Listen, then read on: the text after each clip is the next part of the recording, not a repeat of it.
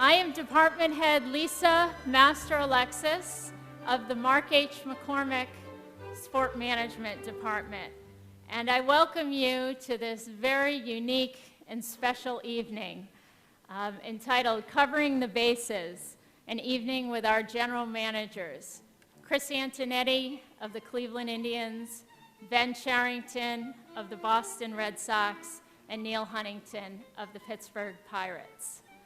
It gives me great pleasure to have our Dean, Mark Fuller, kick off the evening.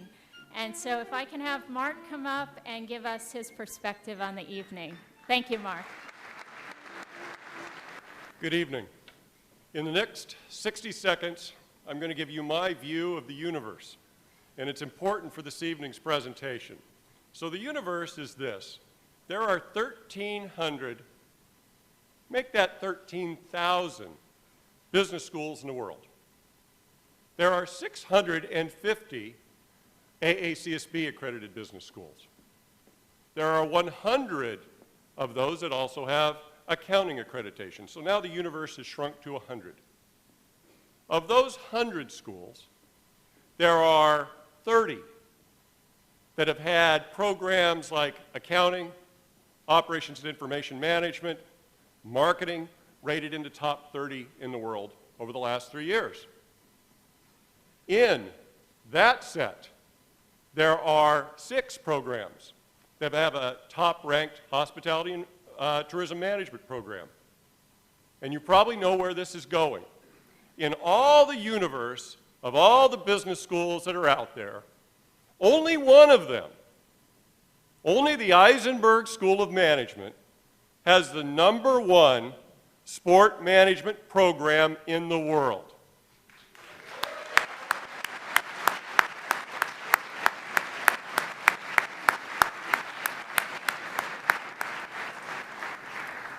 The panel that you'll see tonight, the Industry Education Partnership that you're going to see tonight, is not only a hallmark of the school and where we've been taking things over the last 4 years, but is the heart of the sport management program. It gives me great pleasure to welcome you here tonight. Enjoy yourself.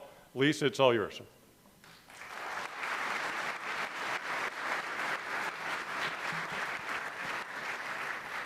Thank you, Mark. We appreciate your leadership and support of being in the business school. What a night. We are so proud. This is a celebration that is so unique to our 40 years. This is 40 years in the making. For those of you who are not associated with the program, this is our 40th anniversary year, and what a way to celebrate this, but by having these general managers back. I want to tell you a little bit about our department. One of our goals and our mission is to cultivate leaders. And the way that we do that is through something called experiential learning. And this event embodies that. It showcases what our students have to do to learn, bridging the gap from the academic environment and putting that into practice. This is a completely student-driven event tonight. So my hat is tipped to them for all that they've done to put this together. We have 750 ticketed members of the community, the university, the students in our classes, as well as friends of the department here. We have members of the media, 3 general managers, an NFL team media personality, all in one room. And that's without a great deal of hard work. We couldn't have pulled this off, and really it's on the backs of the students. This event was conceived by one of our students, a sport management major, Scott Saverin. And Scott, you were supposed to be in my sight line. Where is Scott? Scott, if you could stand up.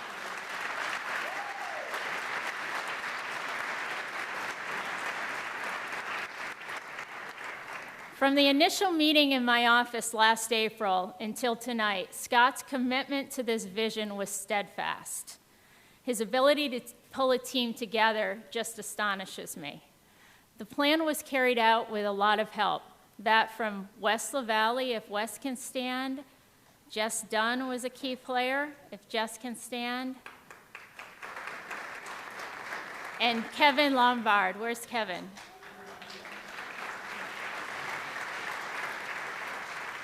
And there were a great many others who contributed. The work of these students exemplifies what we do best at this university. And that is really trusting our students and putting them in positions of leadership. We give them the freedom to take what they're learning in the classroom and apply it in the real world and in real world settings. The alumni that you're going to meet in a few minutes have had the benefit of that education, and it will continue to be the best and most rewarding part of what we do here to teach our industry leaders. This event is also a great example of our students working collaboratively and in partnership with faculty and staff. This event brought together teams of students from 4 different clubs.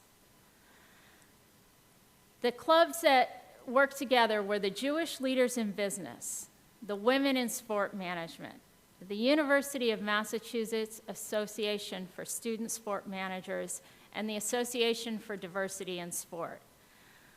Teamwork is a hallmark of the sport industry, and watching these students, as I have over the last few months, pull this together, coming from different vantage points, has just been amazing for me, and is really tells me that they're going to go out and do great things in this world.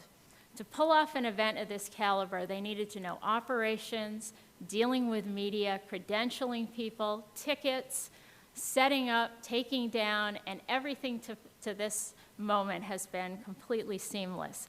And so they've worked together with us to really pull off a quality event. And finally, we wouldn't be here tonight without our alumni giving back. We are so grateful that alumni at such a high level in their career remember us and remember our students and remember what it was like to be a student. They came here and participated in a panel at round tables before this discussion where they talked one-on-one with students, and then they're giving us their time at this panel. We are sincerely grateful to them for that, and for those of you who know baseball, you know there is no off-season. So these gentlemen are very, very busy, so they are really giving us a great gift by coming back tonight. And finally, Mike Reiss. Our panel is moderated by a sport management alum who is also an accomplished sport journalist. Mike is a media personality with close to 60,000 Twitter followers.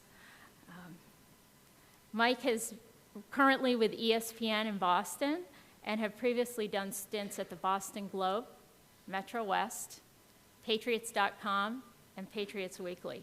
And what I remember about Mike was how much time he spent in and outside the classroom with hands-on projects. So Mike is a perfect person to be here.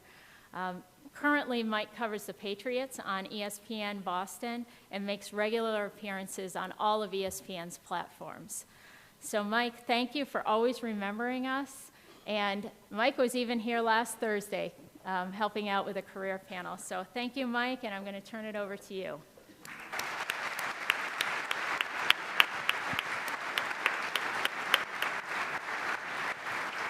Thank you, Lisa. Thank you, Dean Fuller. What a great night for the Mark H. McCormack Department of Sport Management at the Isenberg School. I can't think of a better place to be than right here, right now. We have a great program set up for you, and we're going to get right to it. Help me welcome our first general manager from the Cleveland Indians, Chris Antonetti.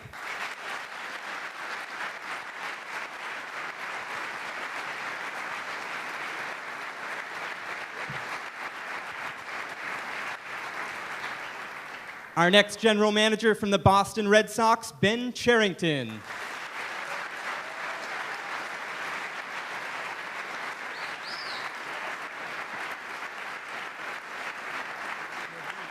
And our third general manager, we might pull off a three-way trade here tonight, Neal Huntington from the Pittsburgh Pirates.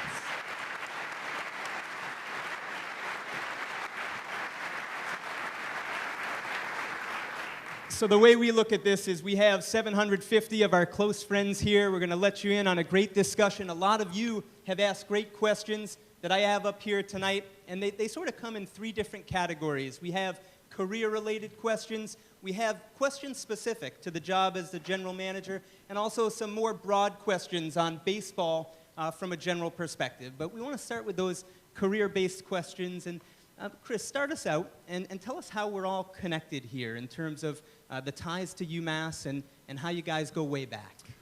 Well, Ben and I were fortunate to be classmates in 1997 at the University of Massachusetts Sports Management Program, and so our history goes back to then. And even thinking back on those days for us, it was clear for me, actually, one of the things that stood out about the program and the group of people that were here were the exceptional intellect, the character, the passion, and I think Ben really set the bar for that for our class with his passion for baseball specifically. He was single-mindedly focused on that's what he wanted to do with his career, and really set the standard for our group. And so it was fun to be around him then, and certainly our friendship has grown and evolved over the years. And following that, one of the other unbelievable things about UMass is its alumni network. And as I was starting to look out and trying to decide, okay, what opportunities would be out there for me in professional sports, I was able to get in touch with Neal Huntington, who was at that time the assistant farm director with the Montreal Expos.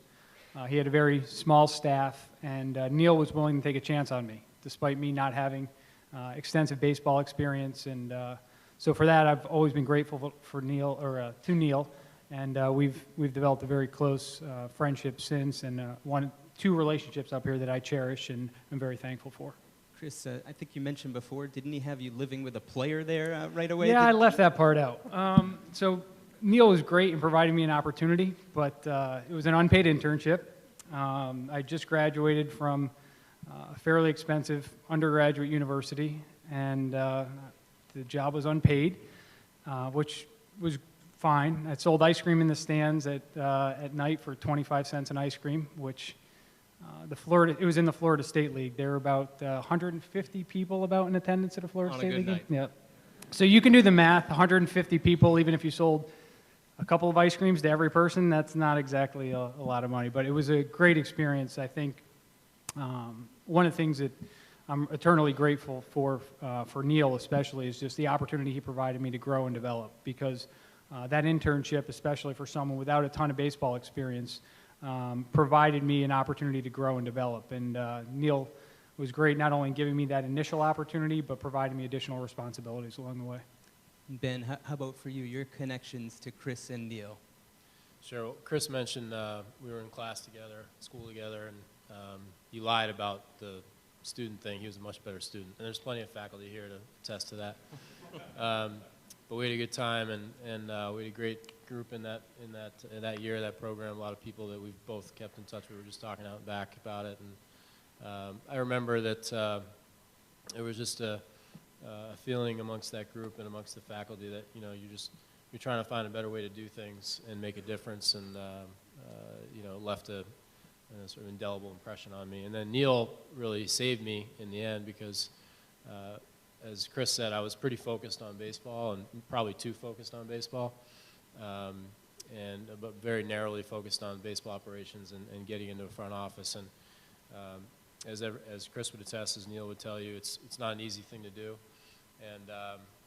and it took me a while. And I was about to, I'd actually taken the LSAT and was about to, even consider another path, or at least a temporary different path. And an internship opened up in Cleveland where Neal was at the time, and I'd gotten to know Neal a little bit through both the UMass connection and the Amherst College connection, and he set me up with an interview in Cleveland, and fortunately got the job, and that was my toe in the door. And then spent a year in Cleveland with Neal and a lot of other good people there at the time, and that was sort of I consider my graduate experience, part one was UMass, part two was the Indians. I took a lot out of both places. And Neal, how about for you, being back at UMass and your connections with Ben and Chris? No question. I feel like the old-timer of the group is helping both of them get a foot in the door, but the reality is they did it themselves. When we had openings, we reached out to our contacts, to the people that we trusted, to the people that we respected, and to get the rave reviews that we got on Chris, to get the rave reviews we got on Ben, made the decision to offer them an opportunity to help us as an organization. By the way, there's an Expos hat out there. It's great. I love to see that. And yes, we were the smallest of small markets at that time, but to be able to rely on people that you believe in and you trust to fill opportunities and to be able to reach back to something you're familiar with.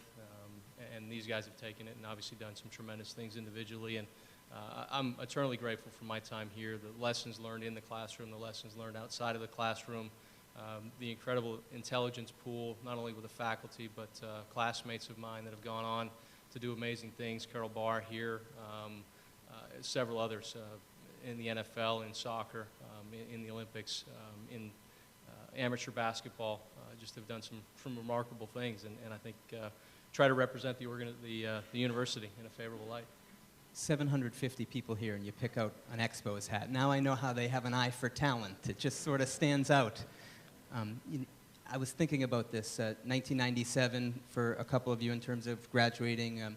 You were sitting out in this audience at that time, and now you're up here, and there's probably a lot of people out there that are wondering, what do we have to do to be sitting up here 15, 20 years down the road? What would you say to someone out in the audience that might have the same aspirations to land in a seat like this, Chris?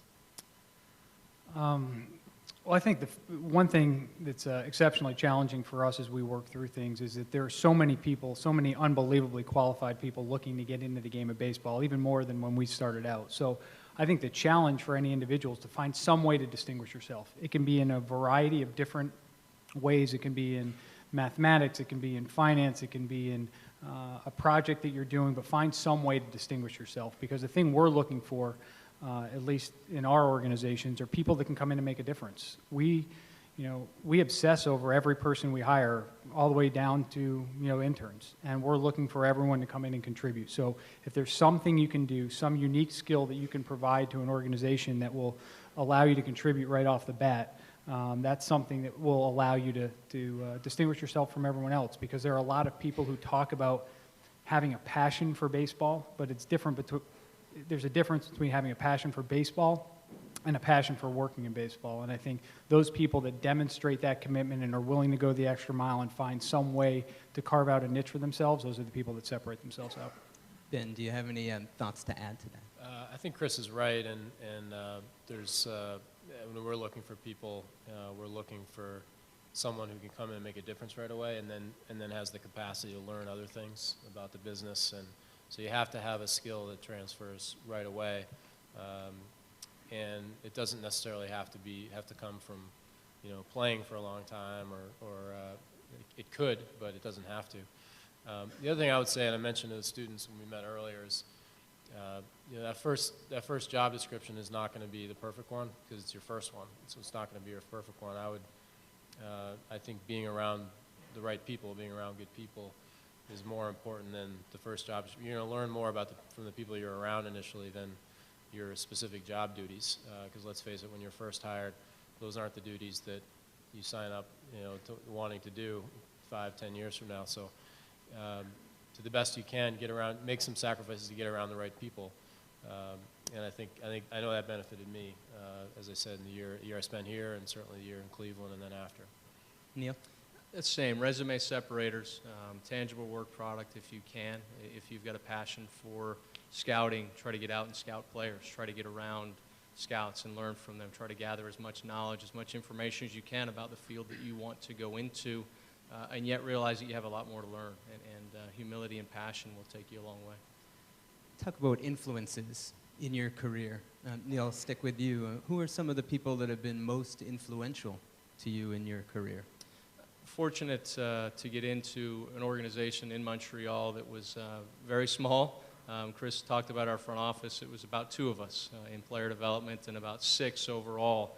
I think we have more interns now than we had full-time employees at that point in time. So obviously Dan Duquette gave me my initial shot to work in that Cleveland environment. I haven't even tried to stop and count up the number of GMs that go back to John Hart and Mark Shapiro in Cleveland, but it might be 8 or 9. So the opportunity to work with some incredible people, the ability to work around a Felipe Alou or an Eric Wedge as a manager, you take away. They were willing to to let a 24-year-old or a 34-year-old ask a lot of questions and be patient and let me ask more questions because I just wanted to learn, wanted to get better. And how did you make the connection with Dan Duquette just to break through that door initially? You know, I've always counted my blessings for those that are going to go to the winter meetings and trudge around the lobby. You're going to hate me because I did not have to do that. But trust me, I count my blessings every day because I feel like I went about my business the right way when I was an undergraduate. And fortunately, my college coach brought me into his office fall of my senior year, asked me what I wanted to do. I was playing baseball for him at the time. I told him I'd like to play professionally. After he chuckled for a little bit and told me that wasn't going to happen, he said, no, seriously, what do you want to do? And I thought at that time it was teaching and coaching. He asked me if I wanted him to make some calls for me. And in my time out of Amherst College, he's recommended 4 individuals to me in 20 years, Ben Cherington being one of them. And each one of those that he's recommended has gone on to be tremendously successful. Ben, most influential people in your career? Yeah, Neal and I share one in common. That's Dan Duquette, who hired me. My first full-time job was in Boston after I left Cleveland. And he was influential in the sense that he gave me an opportunity to really learn a lot before I probably was ready to do it.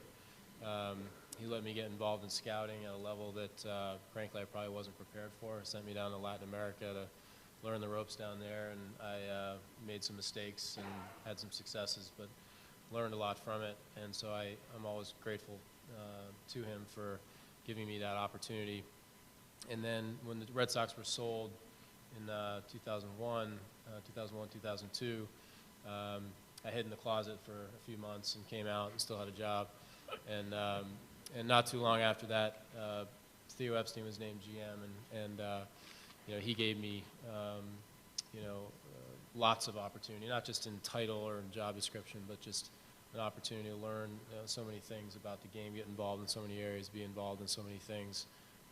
So he was absolutely a big influence on me. Chris?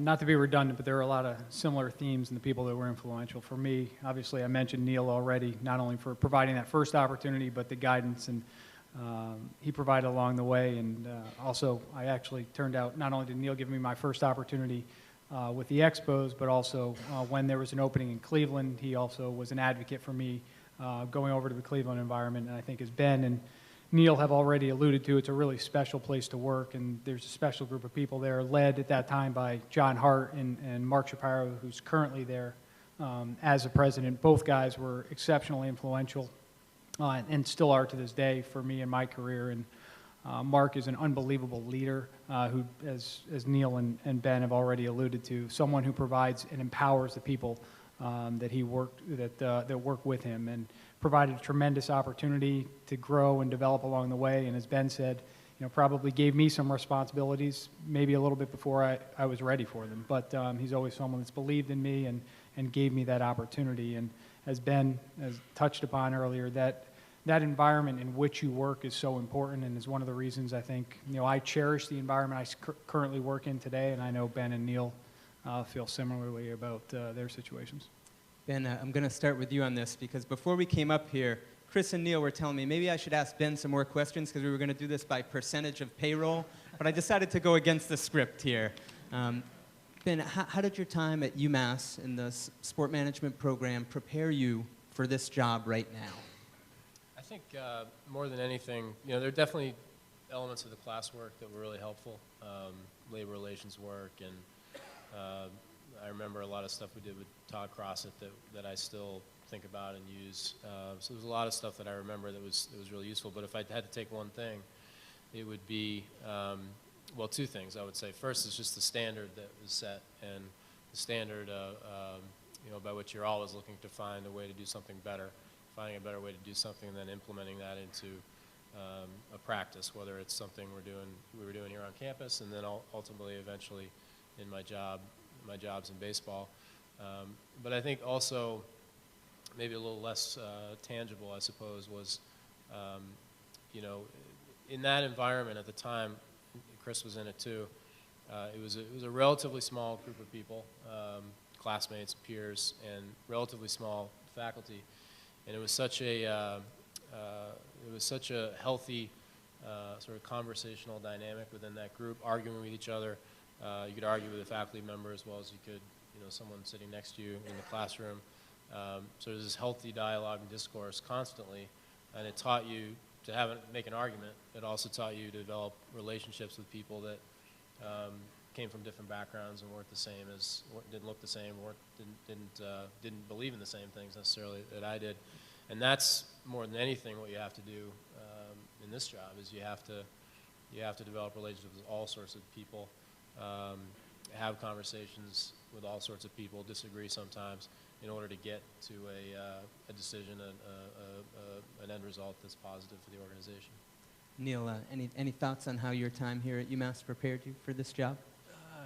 When you follow Ben, sometimes he takes all the good information from you. So I would echo that. Again, Lisa's labor relations class, we were, I guess, I don't know if fortunate's the right word, but one of the many NHL work stoppages was going on as we were going through the class. So we actually got to negotiate our own version of the NHL labor agreement. And you learn very quickly that you have to compromise. You learn very quickly that you're not always right. But you also learn very quickly you need to be able to trust the person opposite you. And if they violate that trust, you no longer trust them. But in Glenn's class, a sports law course, but it was as much the conversations, the ongoing conversations, the talent, the intelligence of the group. I'm very jealous of those of you that are sitting with, that'll have the dual degree when you're done. We didn't have that opportunity, formally anyway. I think that's a tremendous separator for you all as you go forward. Chris? Ditto. I was ready. No, I think that Ben and Neal covered a lot of things, but I think the environment here was so unique and the opportunity it provided all of us. And as Ben said, not only the faculty, but the peers and the environment that was created. So it was really a unique. One of my favorite sayings is that adversity often introduces us to ourselves, because it's easy in the good times to get things going, but when we have tough times, how do we get through them? So Chris, I'll come back to you. What was the most challenging or difficult time in your career, and sort of how did you approach that and get through that?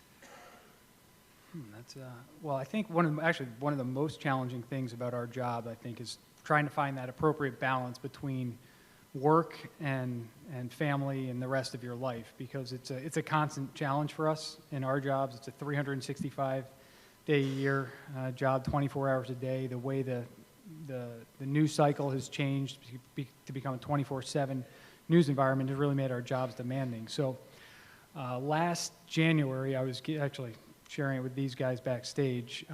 My wife and I were getting ready to go on our first semi-vacation. It was a 4-day weekend. It's the first time we were going to get away without our children in 5 or 6 years.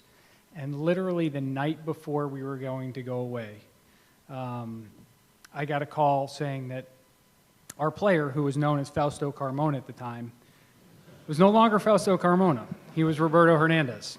And so I had to, at that night, negotiate on a few levels. One, we had to work through a very complicated situation involving a player where there's no GM handbook out there, and if there was, that certainly wouldn't be in it, where a player not only changed his identity, but is in Dominican jail, and is 3 years older than he said, and oh, by the way, you were counting on him to pitch 200 innings for you that year. So that was challenging, but probably more challenging was explaining to my wife why the vacation that we had planned may be a little bit different than we initially expected. So thankfully, and I make light of it, but that balance, that work-life balance, is something that I continually try to strive for and try to figure out a way to navigate. And I'm very fortunate that I have a unbelievable wife who helps support what I do, because without her support and without the way she helps me, or without her perspective and the way she helps me keep things in balance, it would be really tough to do. Chris, I'm glad you told this story, because there's some of my media friends here. Sometimes you guys make trades when we're trying to go on vacation. So if you could keep that in mind, we'd appreciate it too, right? Can you tell us when they are so we'll make sure that's when we do it? We're getting along great, I'm telling you. Ben, you want to take a crack at that one, just the most challenging, difficult time in your career, and how did you sort of get through that? Still trying to get through it. We're in the middle of it.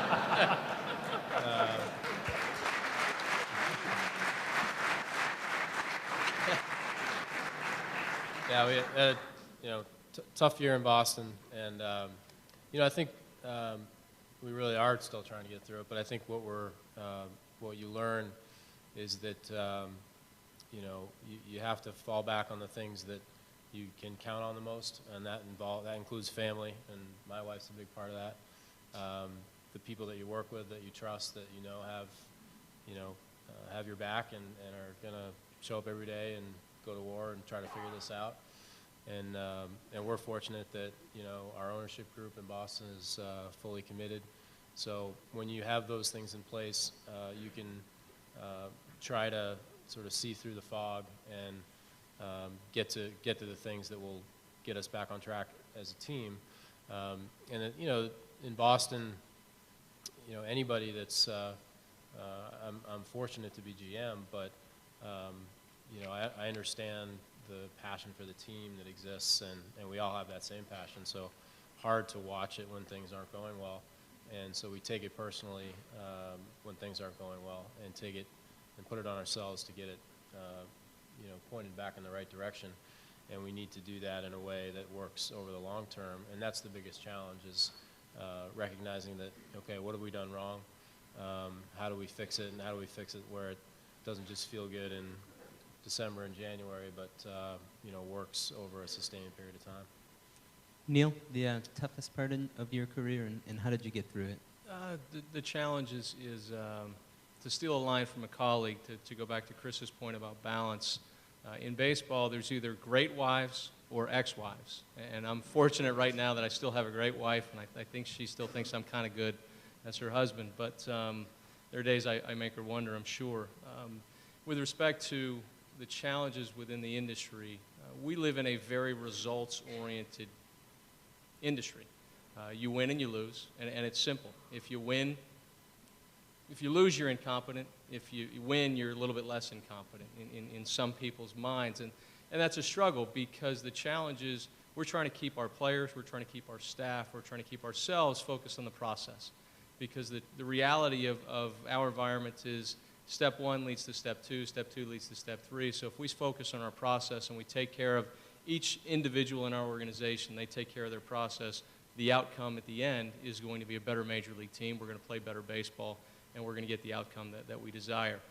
Obviously, we did that for 4 months, and then for 2 months we stopped doing that. And we became very focused on the win and the loss. And we're a young team. We've got to mature beyond that.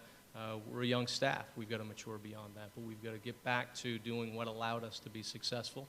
Trust in that, as Ben talked about. We work with a great group of people. Trust those people, empower those people, direct those people, guide those people, and believe that if we take care of our process, the results will take care of themselves. You guys obviously have a connection that goes way back. I mean, can you at all rely on each other, even though you're with different teams? And in a lot of ways, you're competing against each other, Chris. I mean, Neal sort of got you your start in a lot of ways. I mean, could you ever give him a call? And We do it all the time. This year actually was not an easy year for any of us. And actually, I talked to Neal a number of times, especially in the second half, and reached out to Ben as he and I both were going through some challenges simultaneously, and not only to bend his ear, but also to get some advice, because these are the guys that are experiencing a lot of similar things, and people whose opinions and I trust and respect. So we talk quite often during the year, not only when things aren't going well, but when they're going well as well. we've covered a lot of stuff career-wise. Just sort of one more question along those lines before we get to maybe some more specifics about what you guys do in the actual job of general manager. And Ben, I think you touched on this a little bit earlier. Do you recommend any specific path for anyone in the audience that would like to be a general manager? Because it seems like there maybe is no one set way to do it these days. You see general managers with varied backgrounds. Yeah, I think more and more that the path to getting there can look very, very different. 30 teams, the paths look very different amongst those 30 teams. So again, I think more importantly, aside from getting around the right people, I think about the more the skills necessary and the qualities necessary. I think being able to engage in an intellectual conversation, being able to sort of tackle intellectual challenges, whether it's sort of trying to figure out what a player's value is or what the right contract is, or you know, any sort of part of our job. You know, there are no easy solutions. Sometimes they look easy after a while, but they probably weren't easy getting there.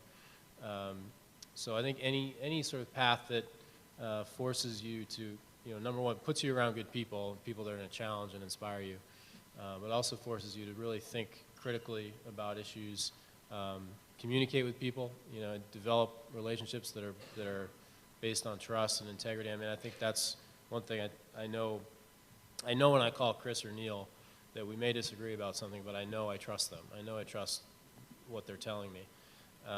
And so, you know, at the end of the conversation, may not lead to a deal, but I know the information I'm getting is accurate, and they're being honest. And so the more relationships like that, whether it be with another GM or an agent or one of your owners or a player or whatever, the more relationships you have like that, I think the better chance you have to make successful decisions.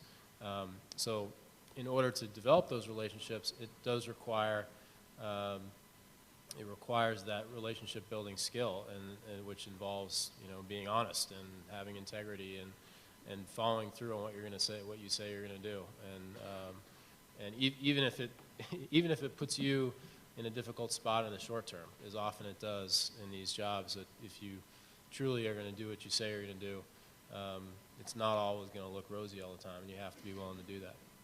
Neal or Chris, before I go ahead, did you want to add anything in terms of like the path for anyone that might be interested in going down this road? Well, I think we've touched on it a little bit. The entry level is not going to be your ultimate job. The recognition of that, whatever you need to do to get your foot in the door. If you end up in an area that you don't really want to be, then go exceed expectations and exceed everyone's expectations, and put yourself in a position to be that next hire when that comes down the line. Find your passion. Are you passionate about baseball operations, event management, ballpark management, whatever your passion is? Find your passion, learn as much as you can about that. Specifically for us, there's different avenues. There's scouting, there's player development, there's baseball operations. Find what your strengths are, and ideally match your strengths to which pathway you want to take. We've each taken different pathways. Ben's kind of everywhere. I think you've held almost every job in a baseball organization. I came more through player development. Chris came more through baseball operations, but we've all ended up at the same point. Anything to add, Chris? I think they covered it all. Follow your passion, surround yourself with good people, and then I think for me the other aspect of it, and they alluded to it, is just do the job that you have as well as you possibly can. Deliver exceptional results with great work product, quicker and better than the person giving it to you could expect. And if you do that, then other opportunities will open up for themselves.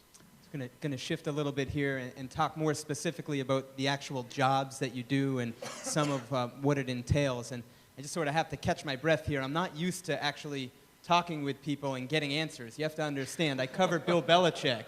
So usually at this point, I'm banging my head against the wall. So I think we're doing pretty well here. So I want to ask you, all three of you, if you can touch on this. And Neal, I'll start with you. What are the responsibilities and day-to-day things about your job that maybe some people in the general public might not be aware of? I think that's the beautiful part about the job, is there is no day-to-day. Cyclical maybe, different parts of the year, getting ready for spring training. The early part of the season as you evaluate your club and what you might need, getting ready for the draft, the trade deadline. Catch your breath a little bit in August, and now you begin for postseason, whether you're in it, which is where we all want to be, or you're not in it. You begin your off-season planning. You put your plan in place, and then October, November, December, January, you're executing your plan. So the job is cyclical. I hope not to have a day like Chris had, where you get a phone call saying that one of your players is not going to make spring training. But you always have to be ready to react. You always have to be able to adjust and adapt on the fly. But that's one of the beautiful parts about the job, is there is no such thing as a typical day. There's no such thing as a typical year. As soon as you think this game, you've got some things figured out, this game kicks you right in the teeth and reminds you that it's bigger than you are, it's better than you are, and you better keep working at it. Ben, the responsibilities of the job that maybe some people might not be aware of? I don't think I can add much to that, other than the attention, most of the attention on the things that we do, the things that we do that get the most attention, I should say, are, major league player transactions, and obviously so. And that is an important part of the job, clearly. We're putting together a team to win at the major league level. Some of the actually more enjoyable parts of the job have nothing to do with that. It's, finding the right guy to go scout in the Southeast. It's, finding the right, a minor league free agent who no one has ever heard of that ends up helping your team in some way. It's finding, a better way to structure our medical staff, program. The things that are not quite as visible that we know in the long run make an impact. We spend, a lot of time on those parts of the job, just as much time on those parts of the job as we do on trying to make trades or sign free agents. Maybe not today, I don't, but in most parts of the year we do. Chris, I'll add another layer to it because you're sort of, I'm going to get you in the tough spot, sort of going third in the batting order after the two guys. Who are the main people you're communicating with on a day-to-day basis in terms of, and what skills have you developed that sort of have allowed you to be a successful communicator among your staff? Well, I think as Neal and Ben both alluded to, the cyclical nature of our job really causes us to focus our attention in different places throughout the course of the year. So the frequency and intensity of the conversations may vary, the individual may vary depending upon the time of the year. During the season, there's a lot of communication, obviously, with the major league staff, our major league manager, our player development people, what's going on in the minor leagues. As we approach the draft, a lot of discussions with our scouting directors and our senior scouts.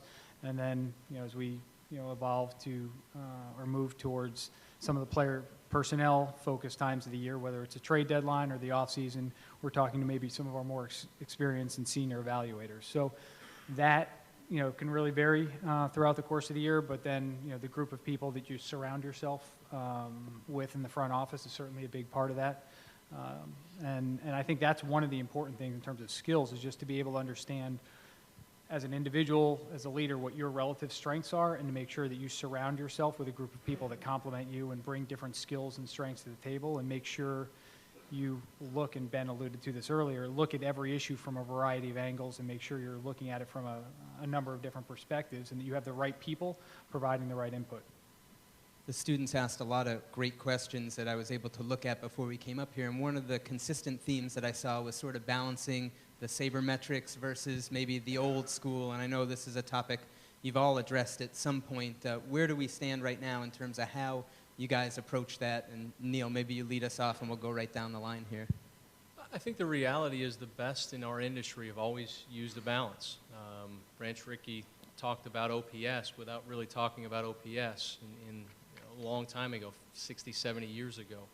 What's different nowadays is the quality of the metrics, the different elements that are measured, the depth to which they're measured. But the reality is we all balance it. We balance the subjective, which is our scouts out in the field, with the objective, which is what our analysts tell us. There's a pendulum that swings based upon the impact of the decision, the importance of the decision. When you're about to make an organizationally altering decision, you want them to be aligned as closely as possible. If you're picking up a waiver claim or signing one of those minor league free agents and one side's really strong and the other side's against it, that's okay at that point in time. The quality of the information, how strong is the metric, how quality is the data, how much do you trust that scout? Is he one of your veteran scouts that's been out there forever, that's got a database of players in his mind of thousands of players, and he's got conviction? Or is it trying to determine whether a high school hitter's .675 batting average is relevant? By the way, it's not. So there's a balance there between the two, and I think in my mind anyway, a lot more has been made of a separation between the two.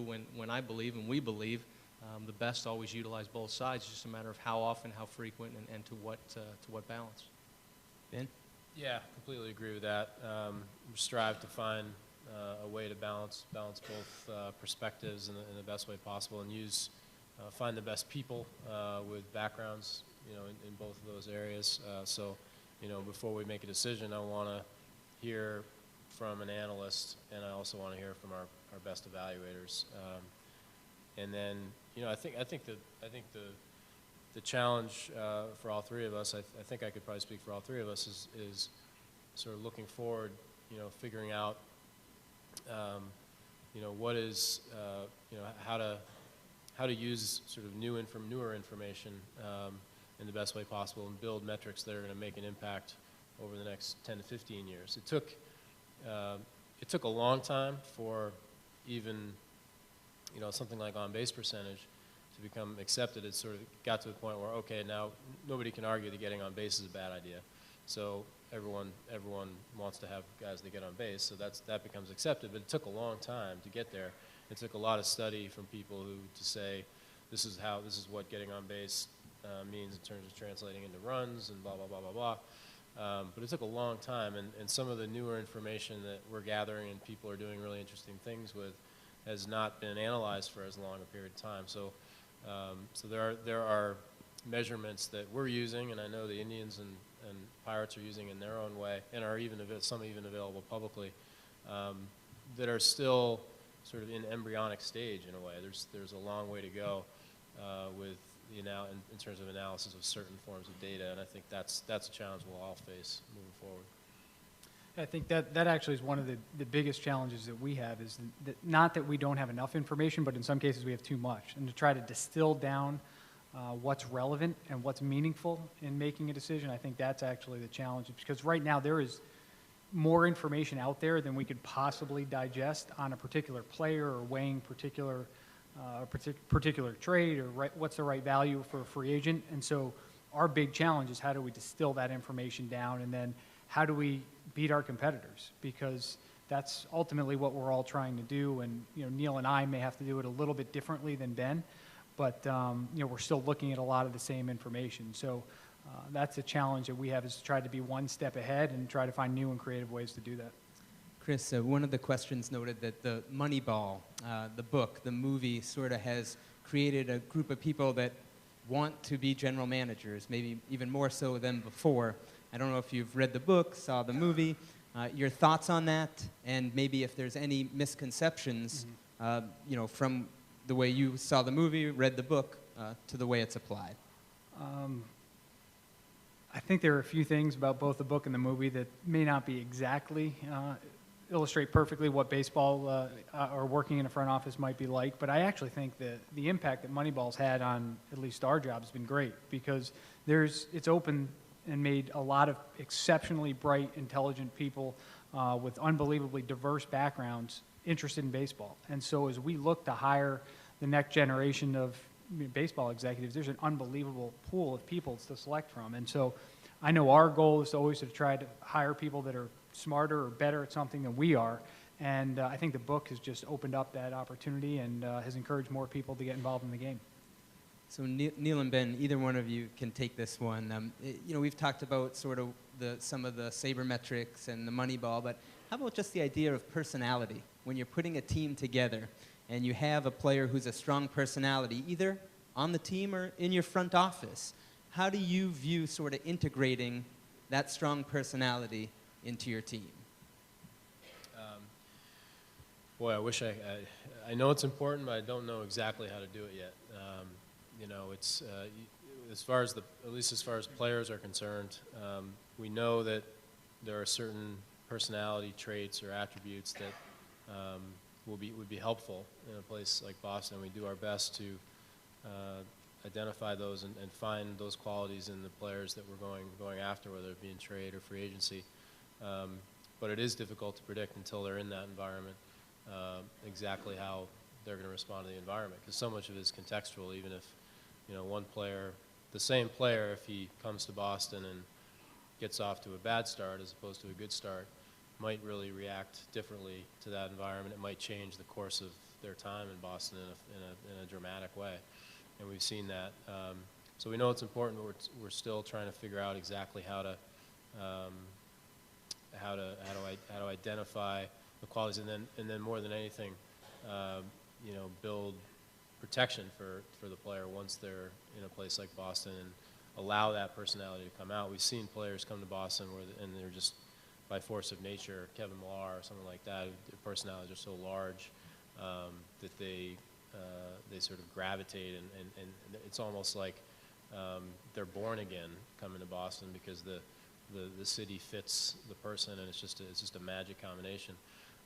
There are other guys who are really good people, care, like playing the game, hard workers, good teammates, a lot of the things that we'd normally be looking for that have struggled more in the environment. So it's definitely a thing we're still working on and thinking about, but recognize its importance. And ultimately, what we want is that, you know, when it's 7 o'clock that night when the game starts, all energy and focus being on playing the game, and the focus from really actually 2 or 3 o'clock in the afternoon to 7 o'clock being there too. So the more people you have in that environment, players, coaches, staff, trainers, everybody in that sort of mix that can handle that environment and get their work done accordingly, you know, that's the mix you're looking for, and figuring out the exact sort of recipe items that go into that continues to be a challenge. But as far as off the field, you know, it's a as these guys have referenced, it's a grind off the field as well as it is on the field, getting through a season. And you have, even in a good year, you have low moments. In a bad year, you have lots of low moments.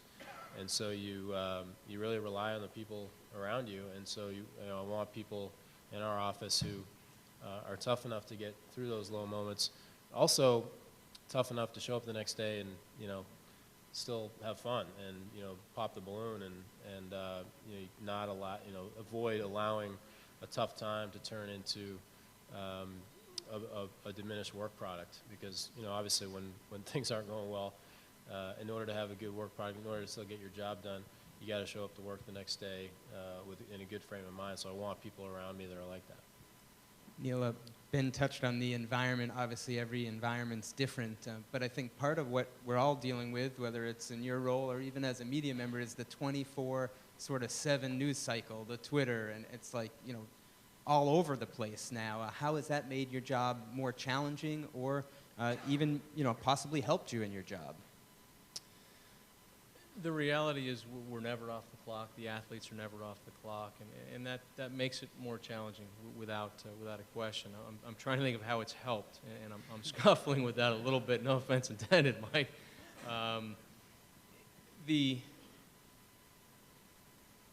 We're trying to build cohesive teams, and in baseball of all sports, it's probably the most challenging because baseball is a game of individual battles. But the most cohesive teams are the ones that win, and the ones that win are the most cohesive teams. So we're trying to build cohesiveness because we haven't figured out the winning part just yet. So we're working to have one lead to the other. Sometimes the media can, in some ways, make that more challenging. In other ways, make it less challenging because guys will unite around each other if somebody goes through a tough time. It's a part of our industry. It's a part of all sports industries. It's changing. It's evolving, and we've got to find a better way to help our players understand it, acknowledge it, and thrive if that's possible. Chris, how much is that whole 24/7 the media aspect something that you are dealing with, maybe more so now than you were before? It's certainly evolved over time. I think, you know, in our roles, trying to navigate it, we have a responsibility, and that's part of what makes our job so great, is that people care about what we do and they care about the team. So we have a responsibility to try to communicate it. Now, it's also, you know, you have to be mindful of fairness and how you're giving information and that you're consistent with it, and also try to realize that for us to have news to report over that time, we need to do something else aside from just reply to media requests all the time. And so it's just finding the right balance and, you know, making sure you try to treat everyone fair and respectfully. How much does just the constant scrutiny or pressure affect you on a day-to-day basis from that 24/7 news cycle? It seems like, you know, every decision is sort of looked at maybe closer than it ever was before. I mean, you try not to let it affect you, and I think the most important thing to allow that to happen is, one, have the right perspective on it and realize this is what we do. It doesn't define who we are. But I think Ben alluded to it earlier, is you need to have the right group of people around you. You need to go to work every day and have the right people that you're interacting, whether it's in your front office, your group of scouts, your player development people, that understand the vision, understand that we're all working trying to achieve a result, and that there are going to be bad days and bad years, and you have to, you know, believe in what you're doing and still have that energy, as Ben said, to come to work the next day with, determined, even more determined to do the job the best you can. And I think that's a big part of it. And then obviously the having that right balance and right perspective and family. And we're each fortunate to have very supportive wives that that are there to help us work through things and help us provide that perspective for those moments when we lose it. We have some people in the audience who might be interested in becoming sports agents, and so we know you deal with them. I'm not sure who's worse, the agents or the media, but we can talk about that later. What advice would you give to the people who want to be sports agents in terms of taking that route and sort of your interactions with them? Well, I don't have any advice as far as how to crack the door open, because honestly, if I think back to getting started in baseball, and if as hard as it was to get into a front office, I personally can't imagine starting a sports agency on your own right now. So I think there's the more sort of common path is to go to work for a bigger firm, and then maybe you bounce off on your own after you build up a client base. But it's a tough business to get into. I think the relationships I've tried to build with agents are really just based on trying to you have to protect your own interests. You have to protect the team. You're trying to do something for the Red Sox, but once you have a player in your organization, there's a common goal. When you're negotiating over a player, you may have a disagreement as to what's right and what's wrong and what's fair and what's not, and you're just trying to get a deal done. But once the player is in the organization, you really want the same thing. The best outcome for everyone is for the player to succeed. That helps the team. It helps him eventually earn more money, and it helps the agent get a bigger commission. So we're all sort of aligned to that. And I've found that in my feeling is that the best agents are ones that really grasp that. And once the player's in the organization, they're as committed as you are to making sure the player does what he needs to do off the field, on the field, to get the most out of him. Neal, how would you sort of sum up the dealings with agents, how that works from your perspective? I think the reality is it's just about the same as dealing with people in your normal life. You've got people that you've earned their trust and respect, they've earned your trust and respect, and the dealings are pretty straightforward and pretty open. And you recognize that there is a mutual benefit being sought. And then you have others that it's not that way at all.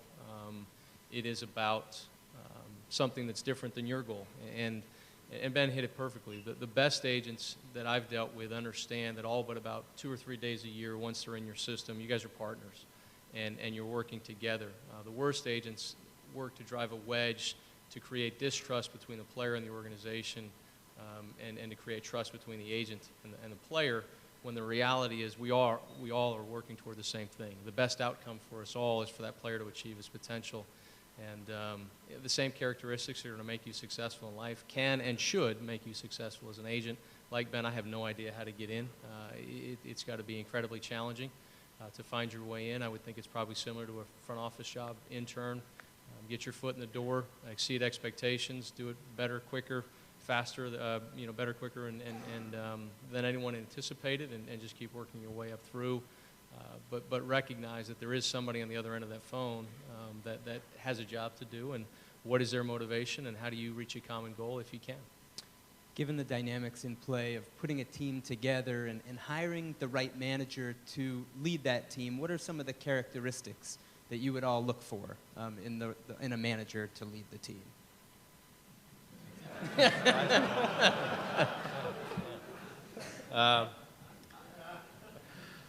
Well, as you know, I think I referenced earlier, what you want to feel as a general manager, what I want to feel during the season at 7 o'clock is that when the game starts, all energy has been put into preparing for that game as much as possible anyway, and that the players are being put in the best possible position to succeed. So the manager can't do that alone, but the manager has a big responsibility toward that, in the sense of, number one, he's got to help us.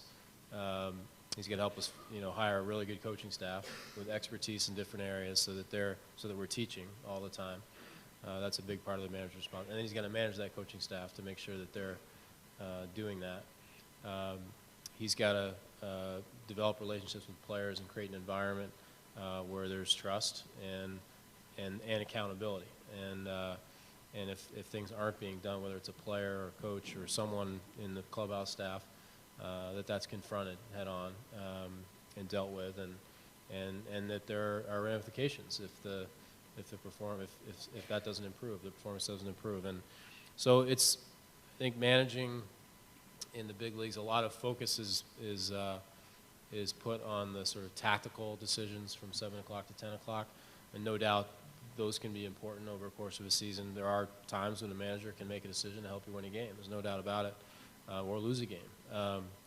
But I think the bigger part of the job comes before 7 o'clock, and you know, I want the manager to play a big role in, you know, at 7 o'clock, everyone should be prepared and focused on, and in the best possible position to go perform and win a game. Neal or Chris, anything to add there? Or you can jump ahead and we can talk about technology, which was something I wanted to ask you as well, and just how some advancements in technology have maybe changed your job from when you first got into it.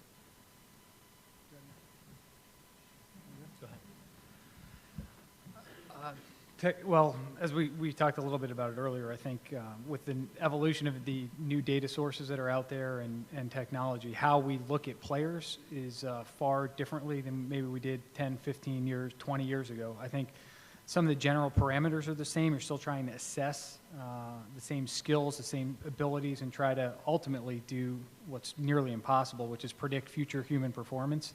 But there are so many more tools at our disposal now that weren't there, 10 or 15 years ago.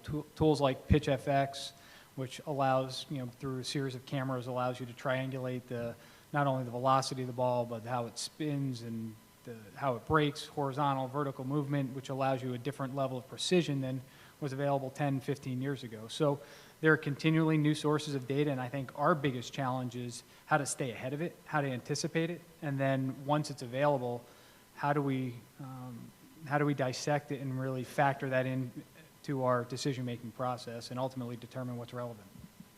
Neal, just looking at baseball as a whole, sort of graduating to our final sort of topic here, we touched on a lot of career stuff and a lot of stuff specific to the job that you guys do. How about the game on the whole? What do you see over the next decade as maybe the biggest change that we might see in the game of baseball?